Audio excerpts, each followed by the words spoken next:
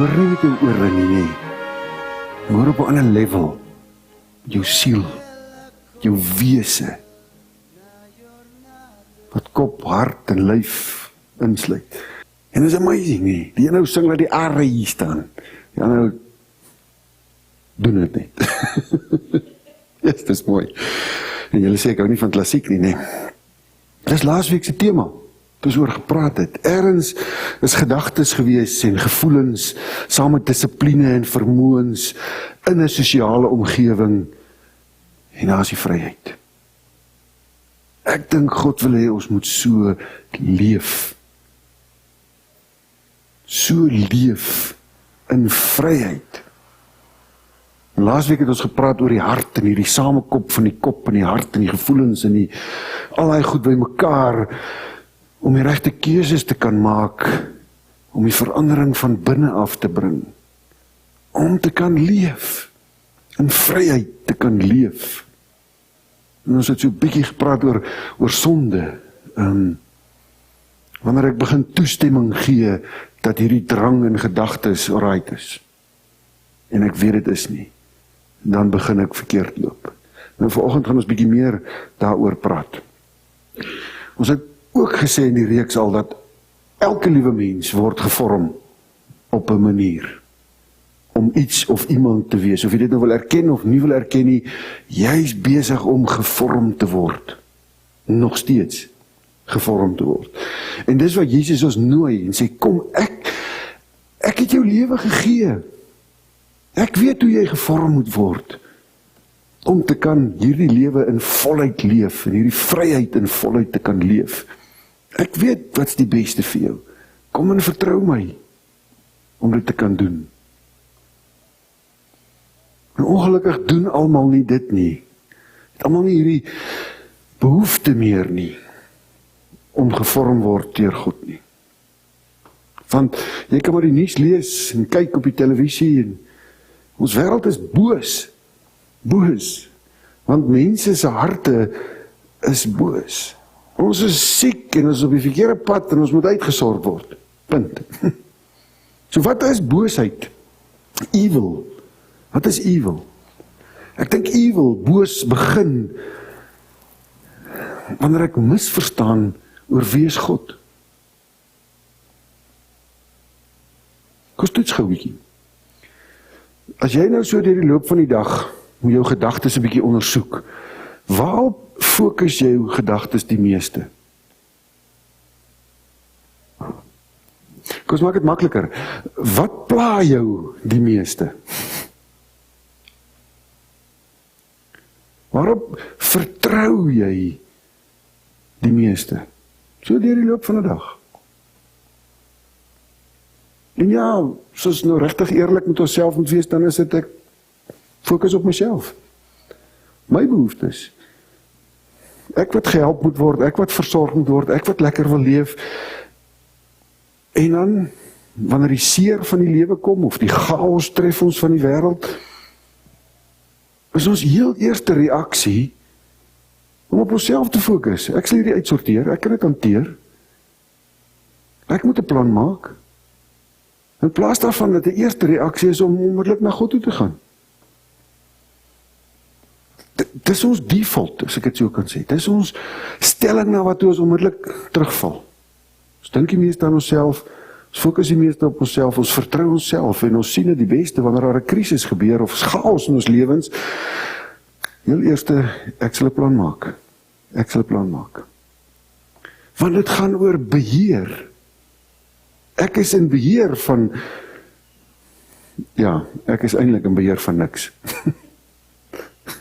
Maar ek dink, ek is in beheer. Nou, kom ons kyk waar begin het. Genesis 2. Die Here God het die mens in die tuin laat woon om dit te bewerk en op te pas. Nee? Heel eerste job wat daar was, tuinier, nee? Edelwerk. Die Here God het die mens beveel, aan al die bome in die tuin mag jy eet net soveel as wat jy wil, maar van die boom van kennis, alle kennis mag jy nie eet nie.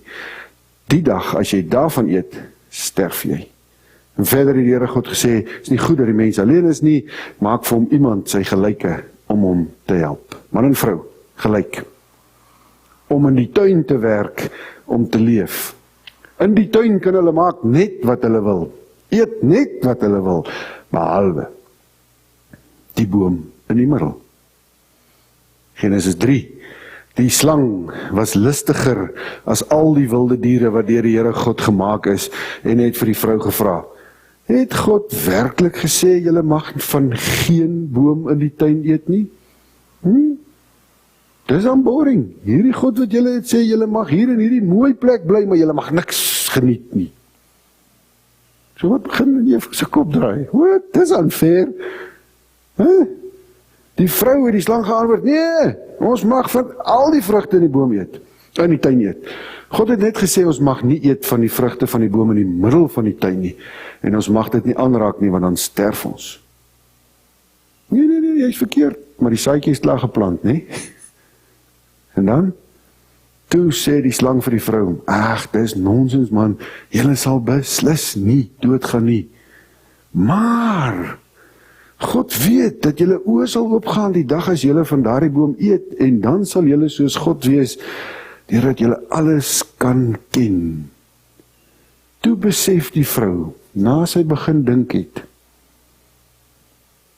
hoekom steek die Here goed weg vir ons?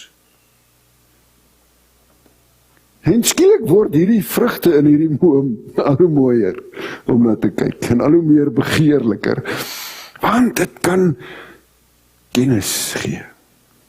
En kennis is mag. En sy het van die vrugte gepluk en geëet, en sy het vir haar arme man gegee, en hy het ook geëet. Is net 'n grappie. Indien julle gewonder het. Die versoeking, die twyfel, wat begin saai is, mag niks doen nie. Nee, ons mag alles doen, net daai een, want dan gaan dit gebeur. Ag nee man, daai is nonsens, dit gaan nie gebeur nie.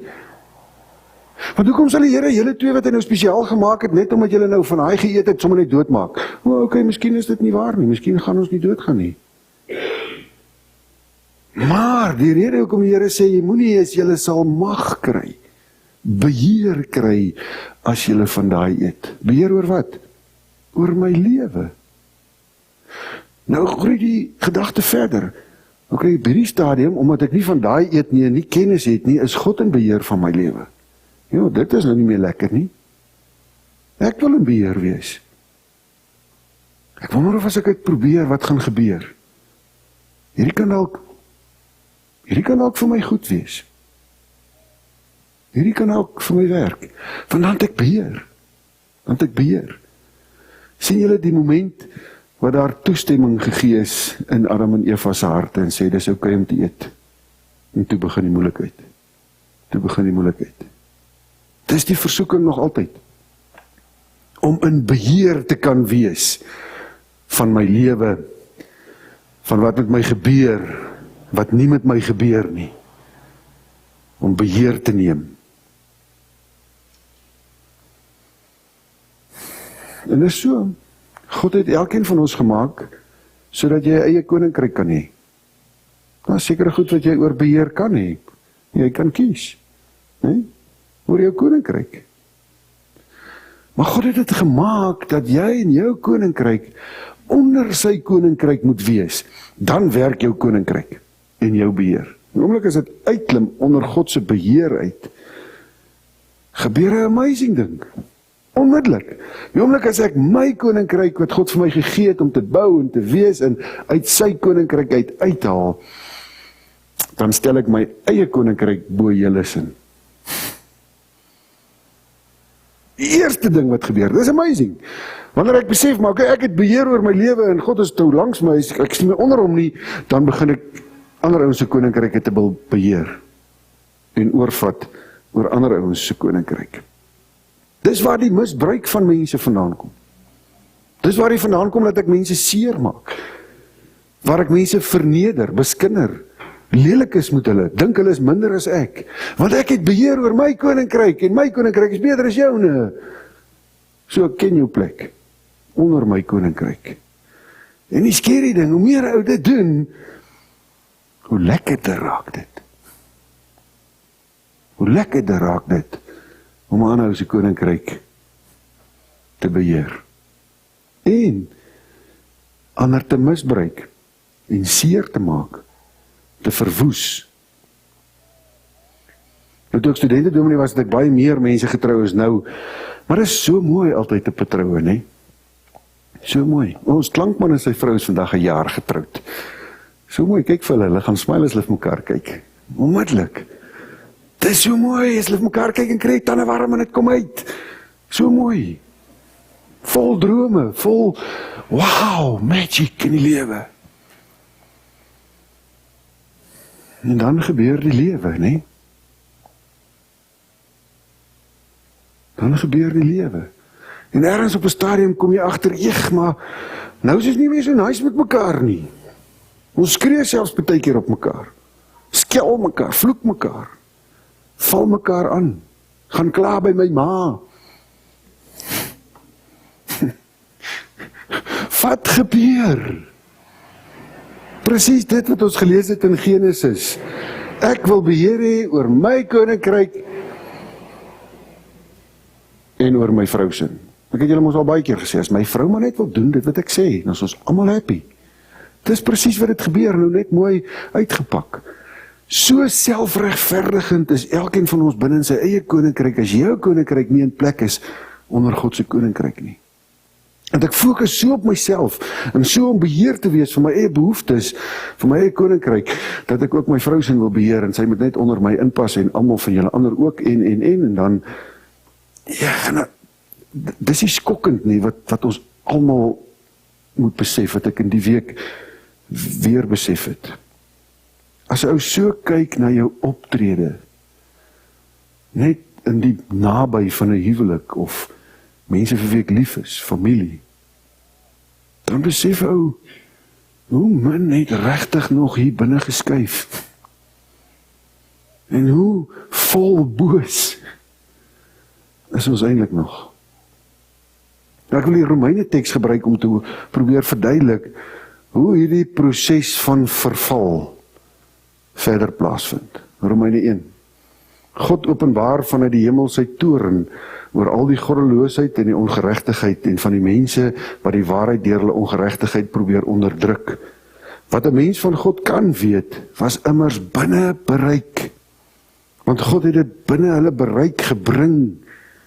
Van die skepping van die wêreld af kan 'n mens uit die werke van God duidelik aflei dat sy krag ewigdurig is en dat hy waarlik God is. Hoewel dit dinge is wat 'n mens nie met die oog kan sien nie. Vir hierdie mense is daar dus geen verontskuldiging nie, omdat al weet hulle van God, hulle hom nie as God eer en dank nie. Dis die mensdom, dis ons is daarbey ingesluit. Ons het genoeg kennis gehad. God het homself genoeg aan ons geopenbaar en gewys, sodat ons by hom kon uitkom. Genoeg kennis, genoeg verstand, genoeg van hom gesien, om God te kan sien. Binne ons bereik. En tog kies ons toe die ander kant. Kies ons anders, hoor, met hulle redenasies, regverdigings, manier van dink, ja, ek wil daarom ook 'n paar goed self beheer, hierdie versoekinge wat kom, hierdie dit, hierdie dat, redenasies, bereik hulle niks, en deur hulle gebrek aan insig, bly hulle in die duister. Hulle gee voor dat hulle verstandig is, maar hulle is dwaas. In die plek van die heerlikheid van die onverganklike God, stel hulle beelde wat lyk soos 'n verganklike mens, of soos voëls, of diere, of slange. Slim redenasies, slim beredenerings in ons kop, regverdigings, ontdekking van, ek kan self beheer. En dan dink ons nog ons is slim. En ons sit ander goed in die plek van God. Beelde, afgode, ekonomie, politiek, myself, noem maar op, enigiets, behalwe God. Dan, daarom, gee God hulle aan die drange van hulle hart oor en aan sedelike onreinheid, sodat hulle liggame onder mekaar onteer Dit is hulle wat die waarheid van God verruil vir die leuen. Hulle dien en vereer die skepsel in plaas van die Skepper aan wie die lof toekom vir ewig. Amen.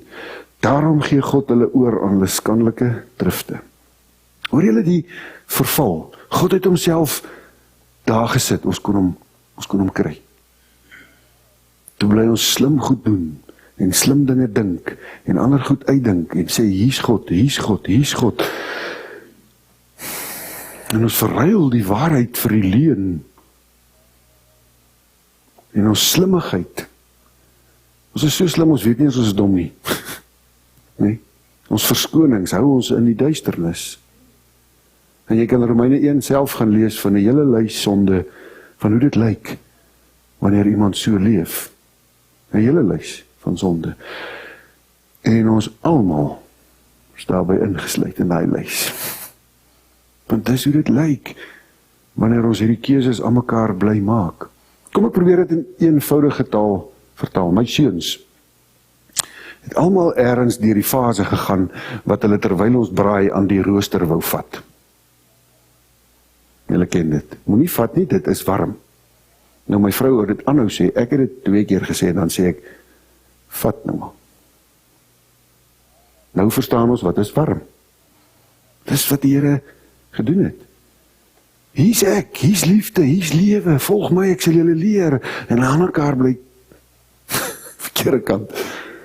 Toe die Here op 'n stadium gesê is reg, gaan nou maar, en wees in beheer, van dit wat julle eintlik nie kan beheer nie.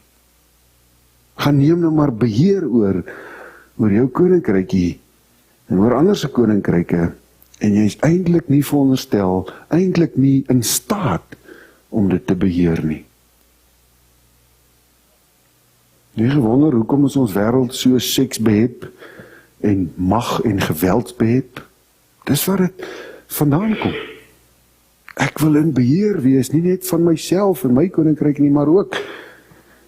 En die einde, die verval, oor die laaste vers in Romeine 1, hulle is mense wat die verordeninge van God ken, dat die wat sulke dinge doen, die dood verdien. Ons weet wat ons doen, en tog doen hulle nie net self hierdie dinge nie, maar hulle vind dit ook goed as ander dit doen. Ek raak so tuis in die sonde, dat ek begin saamstem as ander dit doen. Dit begin deel met ander. Ek keer goed dat ander dit doen. Ek stem saam. Dis okay. Dis die boosheid wat in die mensdom is. Hoe sê Paulus dit in Efesiërs 4, vers 17? In die naam van die Here doen ek 'n ernstige beroep op julle. Moenie langer soos heidene lewe nie. Hulle gedagtes lei tot niks, want hulle is besig met hierdie eie koninkryk, hierdie eie mag, né? Hulle verstand is verduister. Hulle is al so lank hierin dat hulle nie eens meer weet wat hulle doen nie. En hulle het geen deel aan die lewe wat God skenk nie, omdat hulle hardnekkig in hulle onkunde volhard. Partykeer kry hulle 'n glims, 'n idee, maar hierdie is dalk nie reg nie. Nee, dis reg.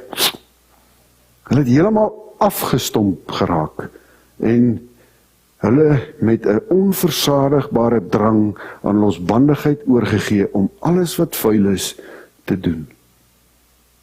Hoe meer ek in hierdie verkeerde kant bly, in hierdie duisternis in verval, hoe meer raak ek afgestomp. Hoe meer en hoe sagter word hierdie soeke in my hart na God, wat God in ons harte ingeskaap het. Dis wat dit beteken om verlore te wees, is ek is so gemaklik met my lewe, dat daar geen soeke uit my hart uit is, na God nie, na meer van God nie.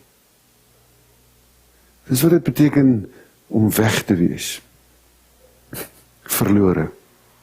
Soveel fokus op myself en my konteks en my beheer, dat ek sig verloor oor wat regtig buite gebeur. Soveel beheer oor my eie koninkryk en ander se koninkryke, en ek dink dit gaan goed, en ek regverdig myself dat dit goed gaan, en ek is op my gelukkigste en al daai goeters. En hoe meer verval ek daarin, dat daar eintlik net niks is nie, ek's weg. Soos jou karsleutels weg is, wat is hulle? Onbruikbaar. Hulle is dan weg. So kan hulle nie gebruik om die kar te start nie. So as jy weg is, verlore is, onbruikbaar vir God. Onbruikbaar. Dis die mensdom. Nou ek sê nie hierdie goed vanoggend sodat jy moet skuldig voel nie. Ek is nie in die skuldig voel bedryf nie. Ek is in die genade bedryf. Maar as ons nie bewus is van hierdie stuk boosheid wat nog steeds in my lewe probeer om beheer te gee aan my nie, wat ek nie kan beheer nie. As ek nie bewus is daarvan nie, dan is ek onder die beheer. Ja, toe ek 'n jong man was en 'n jong dominee was, man, dit was wel lekker geweest om toe te preek. En bediening te doen, ons kon so baie goed doen, en so baie mense help, en al die dinge, en almal sê, jy is so oulike oukie, jy het so oulik gedoen vandag, en dan preek ek net nog lekkerder, want ek is so oulik, en man, en toe kom ek in Windhoek Wes, en ek sal dit nooit vergeet nie. Die eerste aand, toe ek nou met hierdie vol bravade van hierdie jong dominee op die kansel klim, man, hy gaan nou lekker hierdie tienerbediening doen, en hulle gaan mal wees oor my, en ons gaan net floreer, en as jy weer sien, sy die kerk vol, en almal gaan net sê, wow, Frans is 'n oulike ou, ons moes hom lank al beroep het. Toe staan die ou dominee, ek het hom ou dominee genoem, Skalk Pinaar. Ek kan nie presies onthou wat hy gesê het nie. Maar hy het in daai oomblik wat hy my verwelkom en verduidelik dat die plek waar hy staan en preek, die kansel, vir hom heilige grond is, en 'n plek is waar God se evangelie en sy nuus verkondig word, en dat dit nie sommer net 'n ligtelike plek is, om hier voor te kan staan en preek nie. Iets in daai lyn. Wat ek wel onthou, is wat hier binne gebeur het. Ek het my vrek geskrik. Ek het regtig nie lekker gepreek die res van die tyd nie, want ek het hierdie lekker preekie gehad, man, en die dinge gaan mooi loop. En hier kom hy, en hy sit my op 'n totale ander plek. Hey, Frans, jy is nie hier omdat jy so oulik is, omdat jy so lekker preek nie. Jou koninkryk. Jy is hier onder God se koninkryk. En daar het my reis begin. Daar het God weer eens die soeke van my hart wakker gemaak. Ek het nie afgode gedien nie, julle hoor dit reg, nie? Ek was nie besig met allerlei goed wat ek nie moet besig wees nie, behalwe om my eie koninkryk te bou. Binne in die kerk, met God se werk, my eie koninkryk. En skielik sê die Here, hey, jou koninkryk moet onder myne in wees. Anders is jy verlore, weg. Hoor vertel Efesiërs Paulus verder. Maar dit is nie hoe julle Christus leer ken het nie.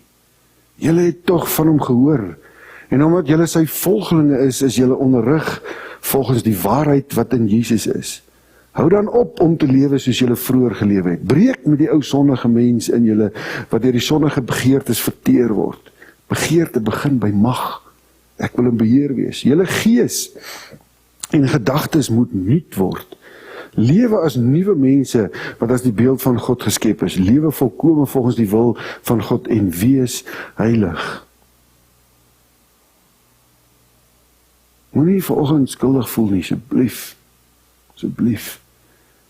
Maar is regtig die gebed van my hart is dat jy daai diep binne soeke, dryf nog, dat dit wakker gemaak sal word, omdat ek bewus is van my koninkryk.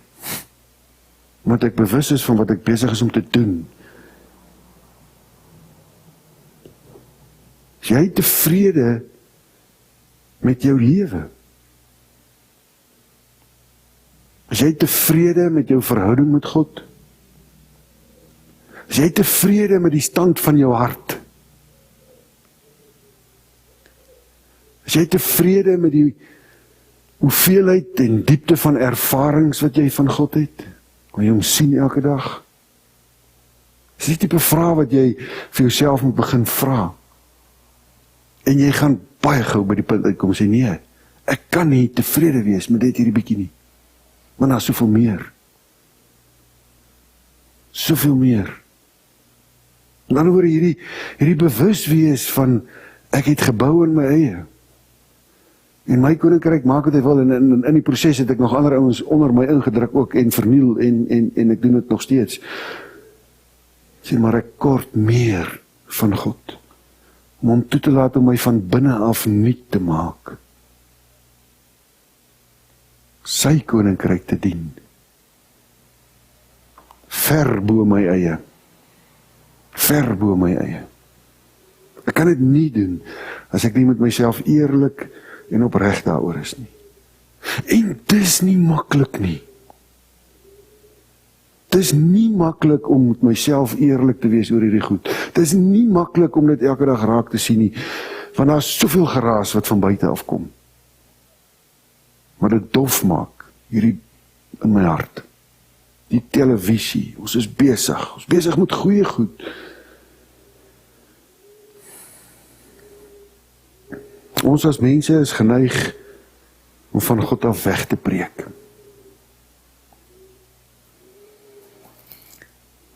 Ek het iets hierdie week by 'n Rooms-Katolieke vrou geleer. Ons ken genade. Dit maak ons vry.